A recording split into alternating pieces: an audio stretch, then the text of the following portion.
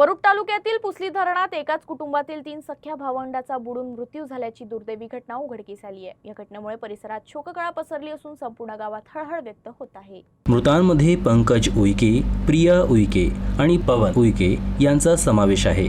सत्तूलाल उईके हे सातनूर येथील मनोहर निमकर यांच्या शेतात मागील 2 ते 3 वर्षापासून मजुरीचं काम करतात।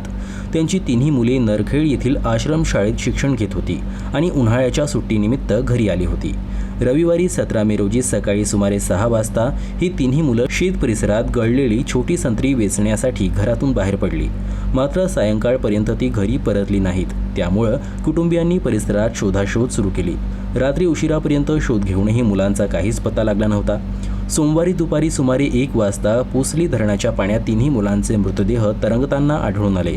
प्राथमिक माहितीनुसार मुलांनी धरणात आंघोळ करण्यासाठी प्रवेश केला असावा, मात्र पाण्याचा अंदाज न आल्यानं तिघेही बुडाल्याची शक्यता व्यक्त केली जात आहे। एकाच कुटुंबातील 3 चिमुकल्यांचा मृत्यू झाल्यानं उईके कुटुंबावर दुःखाचा डोंगर कोसळला आहे।